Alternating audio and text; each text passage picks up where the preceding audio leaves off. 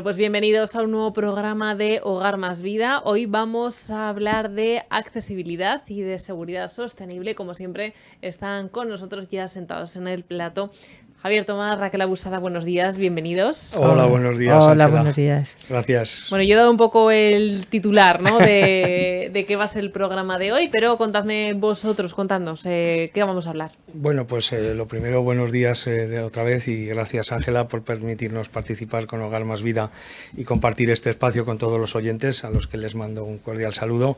Y bueno, pues como siempre, todos los espacios que dedicamos en este espacio, intentamos transmitir y concienciar a la gente o a las personas de lo que es el tema de la accesibilidad para todos, ¿verdad? Muchas veces, pues bueno, simplemente para gestionar esa diversidad, como siempre decimos, lo más adecuado es ponernos en los zapatos de los demás, ¿no? Porque muchas veces, claro, cuando no tenemos esa limitación o esa diversidad que nos impide según qué cosas, pues no somos conscientes de ellas, ¿no? En este caso, Hogar Más Vida siempre ponemos en el centro de nuestras actuaciones a las personas, pero a la vez que ponemos a las personas, lo realmente más importante de todos nuestros objetivos es la seguridad, ¿no? Y es una de las cuestiones que muchas veces no tenemos en cuenta, ¿no? No se planifican. A la hora de, sí que es verdad que a nivel arquitectónico, a nivel de normativas, tanto municipales como de incendios, como de arquitectura, con el SUA, etcétera, etcétera, hay una serie de parámetros y una serie de indicaciones que nos marcan pues a nivel de iluminación, de alturas, de extintores, de todo lo que es la normativa municipal y arquitectónica en general.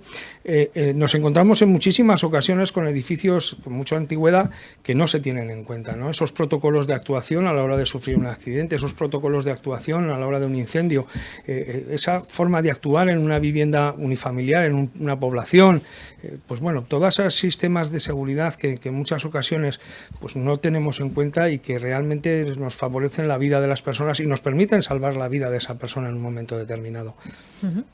Raquel, cuéntanos.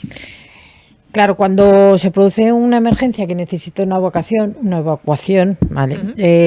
Las personas con diversidad funcional pues no participan en condiciones normales. Entonces, cuando nos encontramos con personas con dificultades físicas, cognitivas, sensoriales o que tienen limitaciones en el movimiento, en la comprensión o en la comunicación, puede ser que no sean capaces de abandonar la zona de peligro. Entonces, también mujeres embarazadas, niños, etcétera.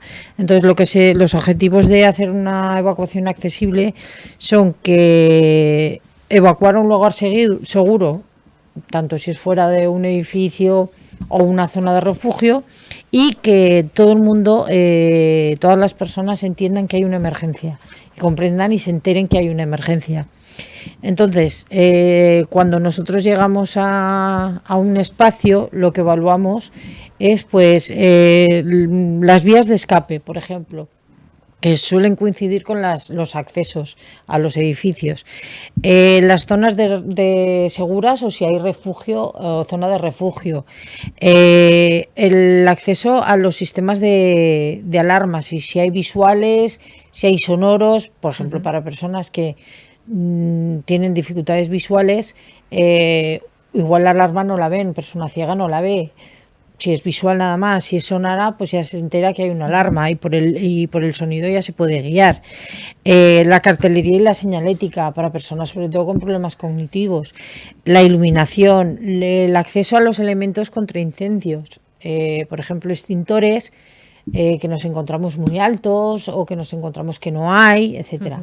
Entonces, más o menos valoramos eso. Y luego, ¿qué garantiza que tengamos una evacuación accesible y un sistema de emergencia accesible? Pues que las personas, primero, lo que he dicho antes, se enteren que hay una emergencia y se enteren que hay un peligro. Que se debe facilitar, sobre todo, se debe garantizar que haya una evacuación horizontal y vertical. Claro. Con rampas, que todas las zonas sean seguras a la hora de utilizarlas a la hora de la evacuación para todo el mundo, no solo para personas con discapacidad. Luego que hay elementos, por ejemplo, elementos de apoyo para la evacuación vertical. Por ejemplo, una silla de evacuación que sería utilizada por los profesionales que vayan a esa emergencia. Luego, disponer de zonas de refugio. Sabemos que en muchos casos nos encontramos con edificios antiguos que no tienen esas zonas. Entonces, Yo te iba a preguntar, permíteme que te haga un inciso. Hablamos de evacuación vertical, horizontal. Ya sé que aquí en el idioma, entre comillas, que hablamos nos es fácil entender, pero a quienes no nos sigan bien, explícanos un poco cuál es la diferencia. Vale, la horizontal es hacia en un mismo piso, ¿vale? Si hay escalones, si no hay escalones, si hay una rampa, ¿vale? Para pasar de otro piso, o sea, si hay obstáculos, si los espacios son suficientemente abiertos. Y la vertical es de piso a piso, por ejemplo, ¿vale? Del segundo piso al primer piso o del primer piso a la calle. Si hay unas escaleras que están bien iluminadas, si hay un acceso, si hay unas puertas cortafuegos, etcétera, etcétera. ¿Vale? La diferencia es entre un piso solamente, la horizontal, y digamos de piso a piso sería la vertical. Vale, pues seguimos con más cosas que hay que evaluar. Pues también la iluminación, sobre todo es muy importante la iluminación, pues a lo largo de las rutas de escape, porque puedes tener una ruta de escape buena, pero si no está iluminada o está señalizada, una señalética, pues también la iluminación con los cambios de dirección, los tramos de escalera, sobre todo de los peldaños. Bien señalizados y bien iluminados los equipos de extinción de incendios. El tema de salidas, de entradas, etcétera, también debe estar iluminado.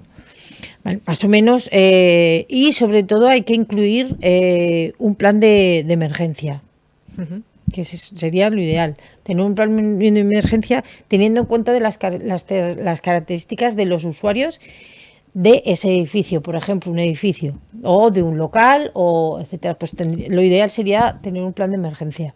Estamos hablando de zonas públicas, de vecinos, pero claro, yo esto lo pienso y digo, en casa no tenemos todas estas cosas, ¿no? Claro. Entonces, ¿deberíamos de tener todo esto en nuestras casas?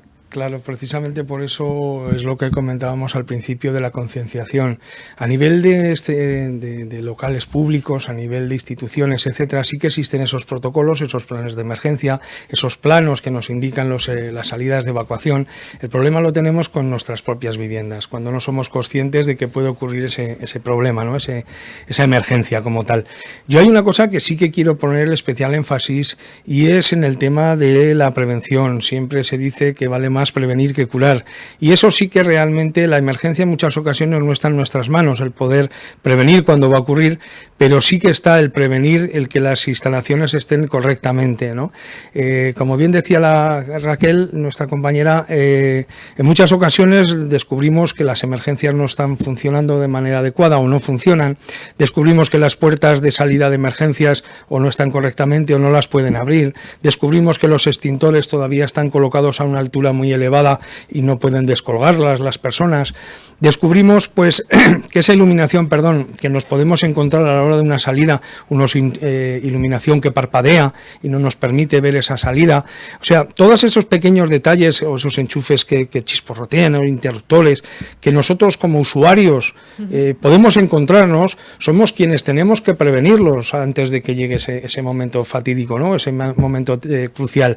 Precisamente pues avisando en caso de comunidades a nuestro administrador o avisando a los técnicos correspondientes que vamos a pasar y vamos a revisar esas instalaciones para que estén funcionando de manera adecuada y sobre todo segura. Muchas ocasiones sobrecargamos enchufes, sobrecargamos instalaciones eléctricas dentro de la vivienda. Tenemos las puertas que no podemos salir y lo estamos viendo a lo mejor al salir en nuestra propia vivienda en una comunidad. O sea, pequeños detalles que nosotros somos los sufridores y que tenemos que intentar poner solución antes de que llegue ese momento, porque nunca pensamos que nos va a ocurrir nada hasta que llega. Entonces, hay que poner especial énfasis en la prevención. Después, ya una vez que esa prevención está de manera adecuada, sí que tenemos que entrar en todos ese tipo de protocolos. En el caso de poblaciones pequeñas, tenemos un sistema de protección, el de alarma combinada del hogar, en el cual pretendemos es eso, tener un protocolo de actuación cuando esa persona sufre un accidente. Todos sabemos que el botón de teleasistencia pues tiene un tiempo determinado de llegada, ¿verdad? Entonces, hasta que esa persona puede llegar a ser atendida, esos minutos son cruciales. En una población que se encuentra distanciada de Zaragoza o del centro de emergencias, necesitamos un protocolo de actuación inmediato, pues un vecino, una persona del ayuntamiento, un trabajador social, cualquier persona que pueda acudir de manera inmediata a atender esa urgencia. Después ya llegarán los servicios, pero de momento esa persona podrá estar atendida de manera inmediata, ¿no? Entonces, todos esos pequeños, quién va a acudir, cuándo va a acudir, cómo va a acudir, por qué, todo eso es lo que tenemos que tener un poquito controlado a la hora de pues, personas que viven solas. Ahora mismo estamos intentando, uno de los próximos estudios que queremos realizar es precisamente que los medios de emergencia, bomberos, policía, etcétera, etcétera, puedan tener de alguna manera comunicación de quién está en su casa, de qué tipo de discapacidad o de limitación tiene o cómo se encuentra, ¿no? Si realmente se encuentra, para que a la hora de poder intervenir sean conscientes de cómo está la situación, por ejemplo, ¿no? Estamos intentando, pues a través de uno de los colegios de formación profesional de aquí de Zaragoza, el intentar plantear ese planteamiento. De momento lo que tenemos es las cerraduras inteligentes que nos permiten acceder mediante un código controlado, pero además de eso que los servicios de emergencia puedan tener ese conocimiento que consideramos imprescindible a una persona que está sola en una vivienda, por ejemplo, o una persona con una limitación de movilidad que no pueda salir, porque claro, tenemos ascensores, pero los ascensores no funcionan cuando hay un incendio, por ejemplo. Tenemos extintores, pero si no hay nadie que pueda coger ese extintor o una protección de una cortina antifuego, una puerta, pues esa persona está desvalida completamente. Entonces vamos a intentar, pues eso, a través de esos protocolos de evacuación, a través de esos pequeños sistemas, aportar soluciones, ¿no?, para la seguridad de las personas. En general, cuando vais a hacer este tipo de evaluaciones, ¿con qué os encontráis? No sé si lo hemos comentado aquí alguna vez, hicimos un estudio de la accesibilidad de las comunidades de propietarios de Aragón. Y uno de los puntos a tener en cuenta eran las emergencias y las evacuaciones. Falló mucho en los edificios, muchos fallos. Pero no sé si por culpa de la comunidad, no sé quién, pero las fotos que estáis mirando allí, que estáis pasando, de extintores son reales. O sea, son reales de las que las he tomado yo. Extintores altos, extintores entre escaleras, que dices, una persona con movilidad reducida o un niño o de 14 años puede que no llegue. Ya puede utilizar esto, pero puede que no llegue. Entonces, sí que hemos visto que no hay sistemas de alarmas sonoros o visuales. O sea, no hemos encontrado ninguno. Y sobre todo es la parte de...